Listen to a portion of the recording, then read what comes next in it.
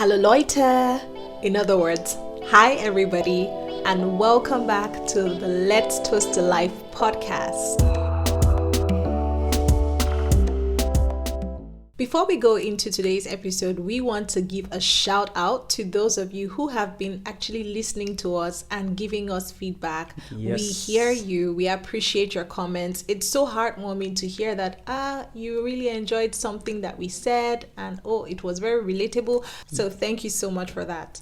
Absolutely. Thank you, and keep the comment rolling. Keep supporting us. Keep sharing this with your friends and families. Thank you for the support. Yes. I've noticed something that happens when people pray for me. Sometimes I hear them say something like, in this life you will be great. And of recent, I've been thinking about greatness, the word greatness, and what it means if actually I desire to be great. That's what we're talking about today. There's an assumption that everybody wants to be great. So are you saying that there are people who don't desire greatness? I would imagine that, right? But I do think that people don't really know what it means to be great. If you knew what it meant to be great, then maybe you would be more aware and decide, actually, this is not for you, because maybe the price to pay is too high and you cannot afford to pay the price. Okay, so let's unpack the topic of greatness today. I think a good place for us to start is, what does greatness mean to you? Let's start from a personal perspective, and then we can go broad into how people understand greatness generally in our world. Okay, I was going to do it the other way around. Okay. To say how when I think of greatness, what comes to mind, who comes to mind. Okay, so maybe I do that, then I think about what it would mean personally for me. Okay. Yeah, so when I think about greatness, I'm thinking about people like Jeff Bezos, the Amazon CEO, Yeah. or Elon Musk, who has an interesting character, but is doing big things. Yeah. Right? Imagine wanting to go to space.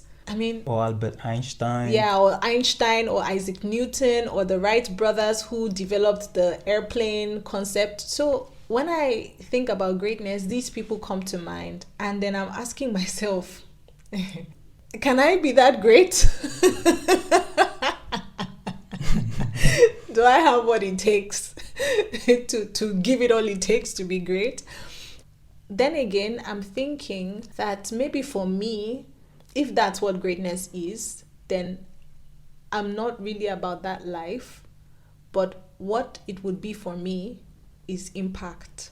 So I would define greatness as influence, as impact. And I think every one of us is an influencer. Every one of us has an impact on people. Yeah. Now, the question is, what kind of impact? Is it positive? Is it negative? Right? Because you are influencing people one way or another. That's it for me. What's your take?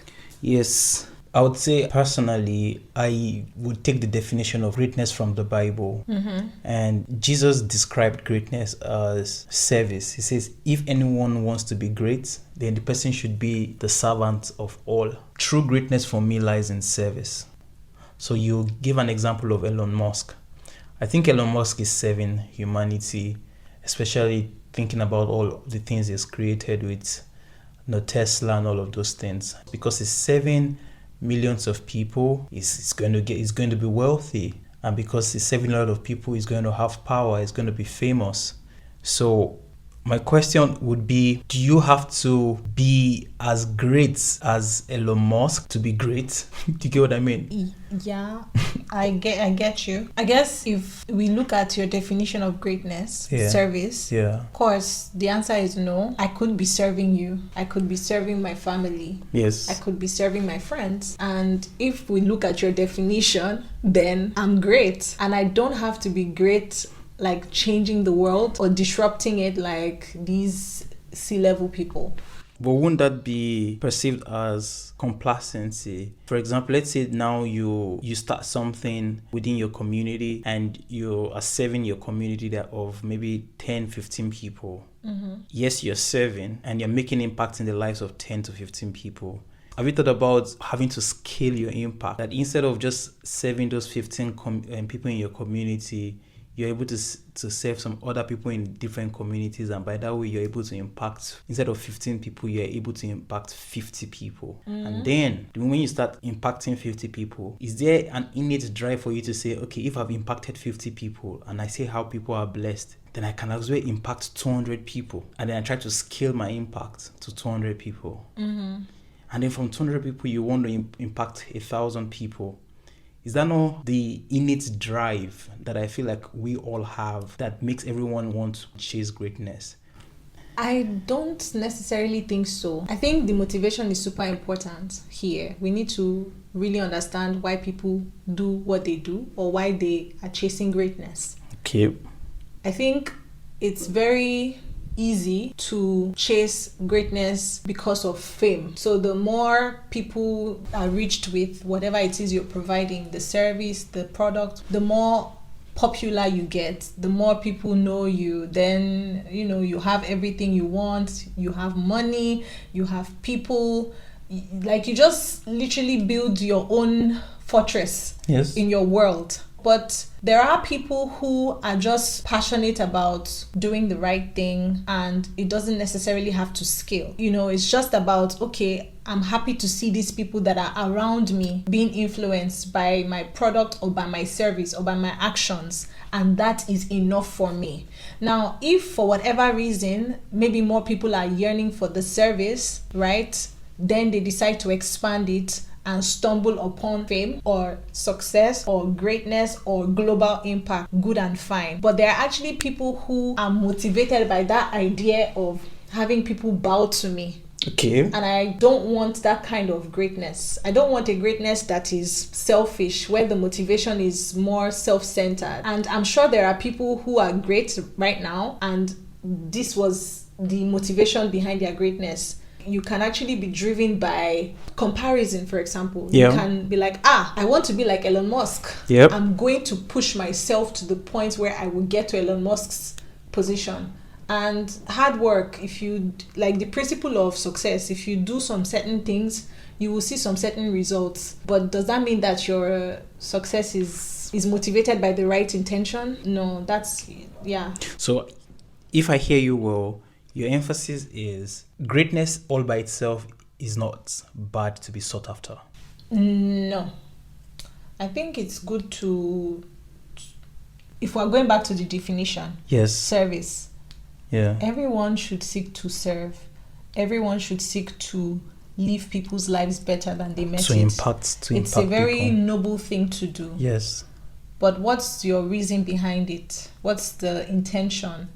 And I think that's where the difference lies. And also the consequences, right? If your intention was so that people bow to you, or you want to be as rich as Elon Musk because you want to be able to drive all the fanciest cars or whatever, when you get to that position, I don't think you would be a very reasonable human being. You'll just be driven by... Just obsessed by your own... materialism, and just obsessed by things that are very fickle. And I'm not sure that it's healthy for that person. You know what I mean? Yes.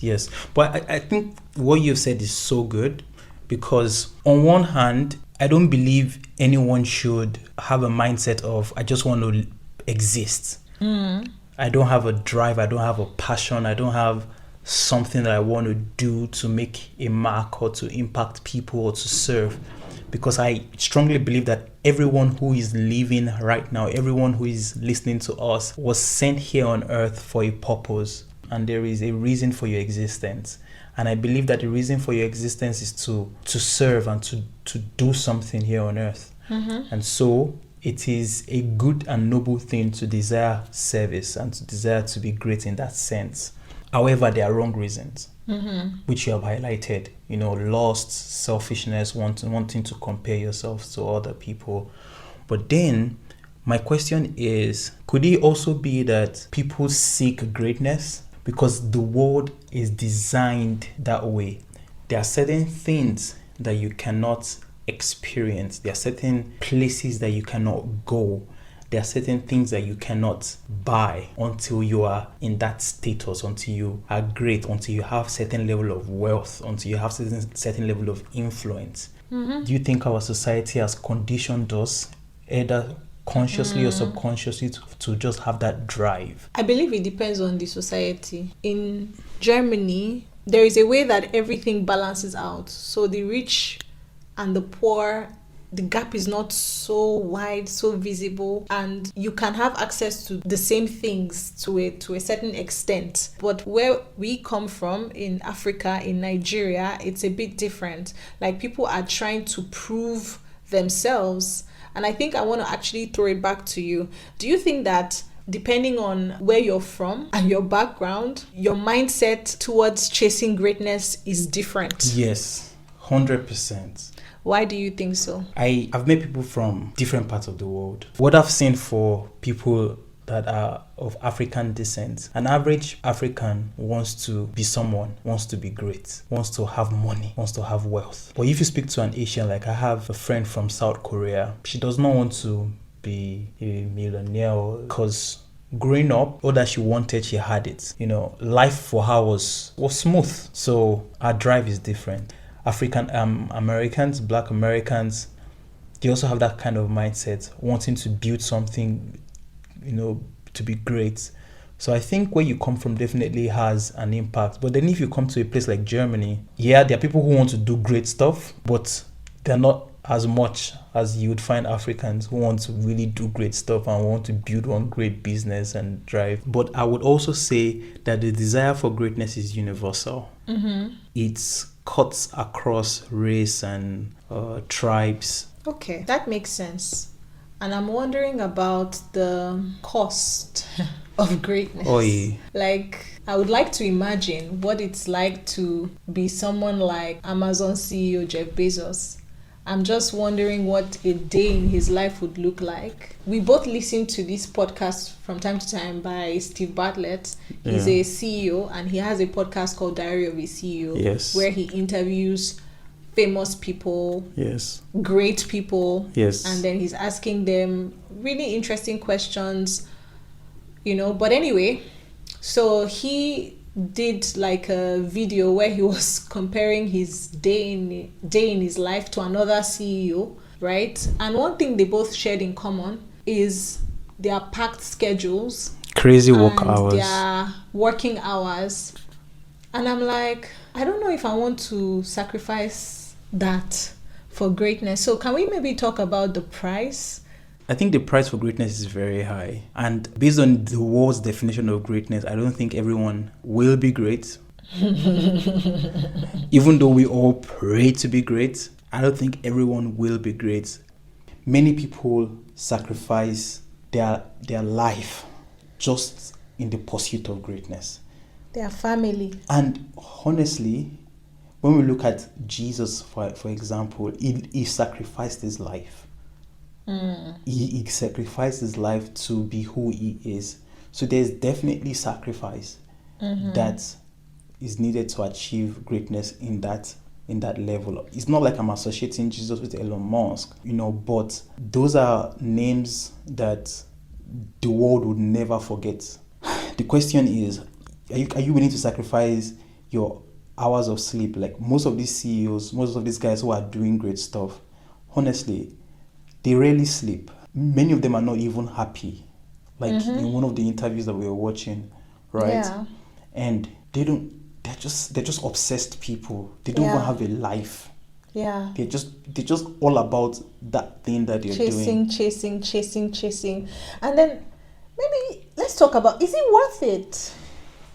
Because Is guys, is the pursuit of greatness worth it? guys, let me just tell you, I love my health. I love me some good sleep, okay? And I like that I can actually walk in the park. People don't know me. You know, I can just be myself. I feel like when you are great, when you are famous, when people know you, you cannot even step out wearing just what you want, looking... I mean, I'm not saying that you should dress shabbily, but I'm just saying that freedom. I feel like when you are great, you lose a huge part of freedom that you have. You cannot do what you would normally do. You know, there is a heavy weight on you. Expectations are high, so high. Like, people put you on a pedestal. They look up to you like you can do no wrong. And I'm like, is it worth it? Yeah, but if you look at the benefits, because you're looking at the costs, right? Mm-hmm. The price, the things you need to sacrifice. Well, have you go on the other side and think about just looking into your bank account and seeing billions of dollars, like living the best life. I'm not sure how it is living the. So, for So example, living the best life means like having access to the best things of life. is that living the best life? But wait, For me, okay, I don't even want much. I just. are you sure? Have you experienced much? If you've experienced much, you will want it to. Sure. Trust fund baby. You would want it. So of course, there is the cost, like you said, things that you would have to lose. But there's also a lot to gain. Yeah. There's so much to gain. But I would come back to the points that you gave, and I think that is something that we should all go back thinking about. If you want to be great, the question is, what is your motivation? Why do you want to be great? And what is your definition? I remember a quote by Martin Luther King Jr. And it was one of the things that helps in defining my understanding of greatness. And he said, if anyone is called to be a street sweeper, let that person sweep the streets like Michelangelo painted. Let that person sweep the streets like Shakespeare wrote books. So that the person will sweep that street so well that the angels in heaven will look down and say, wow, look at this person who is doing a good job, doing a great job. You might not be Michelangelo, but whatever your hand finds doing, that's what the Bible encourages us. You should do it with all of your might. Do it with all of your strength. That is going to be my own take home, that whatever my hand finds doing, I give it my best. I try. Now, if me giving my best is going to take me to the level of Sitting with kings these or great guys, yeah. then so be it. But if me doing my best is just going to keep me within that small circumference of influence, then so be it. Yeah, it's a very good point, and makes me think about how greatness can also be quiet and unseen. That is Greatness not talked doesn't have about. to be loud. Because if we're talking about greatness as impact, influence, service, you don't have to be big and everywhere in people's faces. Yeah. It's just like you said, like a street cleaner, someone who is cleaning, or someone who is just typing documents at work, or someone who is, like, I don't know, being a doctor, doing surgical operations, or being a mother, or being a mom, raising a family. family. Like, that is still greatness, because you're actually dedicating yourself to being impactful, to influencing someone, to helping somebody's work to be better, to be easier. Yeah. And I think we should maybe also talk about that part too. So if I would ask myself, do I desire to be great? Yes, in the sense that I want to always give my best. I want to always serve where I show up. Yes. I want to be known as the dependable friend. I want to be known as a reliable co-worker. Yes. Someone who can say her yes and mean it. Yes. Someone who is full of integrity. Yes. I don't want to sacrifice my character on the altar of money or Yes. fame. In the way that many of the people who are famous now, they are doing it. Yeah. Right? I don't want to have bad character. Or lose your I lose don't your want to lose values, myself. lose your virtues. Yes. So just chasing. I think it's important to stay grounded Yes. when we're striving for excellence. Yeah. Let's not forget that the motivation is super important, that we don't want to become people who are just chasing after greatness for the sake of having people bow down to us. Like, if we're Christians and Jesus is our perfect example, Jesus died. That's the ultimate form of greatness Yeah. that we can aspire for. I mean, we're not saying we should go and die for Jesus has already done it all. Yep. But we just need to take that cue, Yeah. and do what we can. Absolutely. Wow. Great topic. Thanks, my love, for that. I think that's a good place for us to round today's conversation up. And we're going to throw the ball right now to your court, everyone who is listening to us now. If you want to be great, why do you want to be great? We really want to hear from you. Why do you want to be great? And what is your definition of greatness? What is your motivation to be great? We would really want to hear your thoughts. And I hope that you find a greatness that wouldn't cost you your soul, a greatness that wouldn't cost you losing your family, losing people who really matter the most to you. Yeah. And most importantly, that wouldn't cost you eternity with God. Yes, and that's it, people. All right. Look forward to the next episode from us. Until then, don't forget to keep toasting to life, because life is for the living. Absolutely.